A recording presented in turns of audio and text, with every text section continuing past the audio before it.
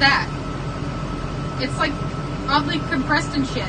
They're supposed to look like that, right there. Not like that. I hope the next bale that comes out is actually a full-size one. Well, I just looked out of the window and head back into it under canary grass and just hustled around with you. I stopped. Had a little issue last year when I pulled the pump out. I couldn't get the suction line rolled over to open the foot valve.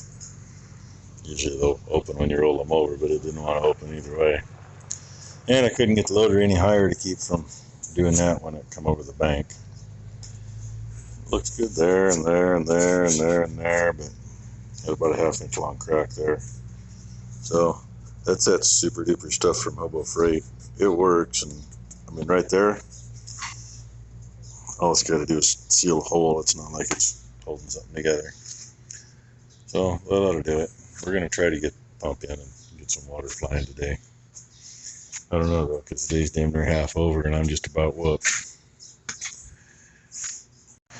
Well, that tire didn't have much air in it. And yeah, look at that. Not even got water to her yet and she's dripping. Wait till we get water to it. There's got to be a better way than what they got set up on there. I mean, I got ideas, but that thing's not easy to work on.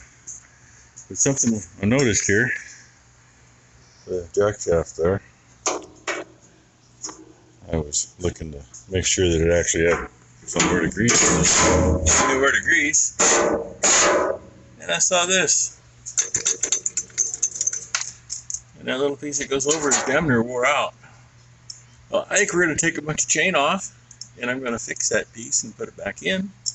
Might even fix that and put a Teflon piece in there or something. I don't know. We'll see. I got some Teflon. Just got to make a roller. So yeah, hard to go. Really freaking slow. Let's get the pump out. Make sure the freaking squirrels didn't make nests inside the son of a bitch. Got them fucking bastards everywhere. And of course they got holes all over and around the back wall of the big deal barn where that was stored. And somebody got a clip of that not so big bale coming out of the baler the other day. And it finally just sent today. And she's been sending it to me since then. So yeah, if you haven't seen it already, it'll be at the end of the video. And the sun just came out. It's only freaking 80 degrees, but my God, the humidity feels like it's 120. Till you get a little breeze, and then you go, oh, it's cold out. Then the breeze quits, and you sweat your ass off again. Uh-oh, she's dropping pieces out. Those are wires cut out. I don't know what that's. She says, those are wires cut out. Yeah, that was the sensing unit for the tack that used to be here that was scooched anyway. So, and I'm in her way. My aim in life. See, my aim in life.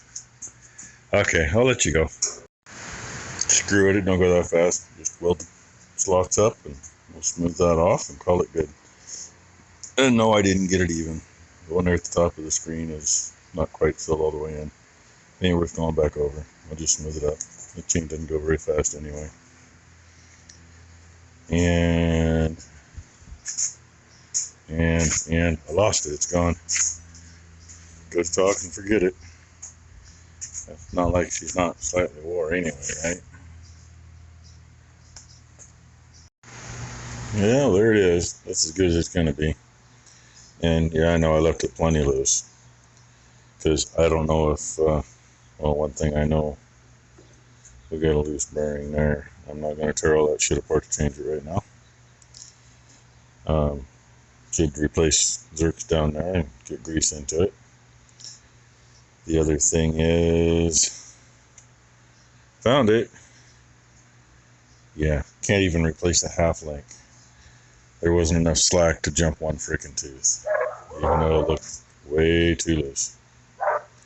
So, but this is a lot tighter. This top edge was right there. Now it's up. I mean, say if they're a little wobbly, that'll change what your chain's doing. This other one I ain't gonna worry about. I mean, it ain't gonna skip a tooth. I'd rather have it where it is. It's against there, so it can't slip over. Doesn't look to be wore too awful bad. I'm good with that. Probably spray those two chains down though while we got things apart. Help them out.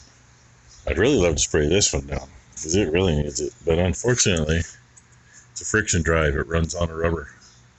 That's like a strip of baler belting. And you get oil on there, it ain't gonna work. So that's got to stay that way.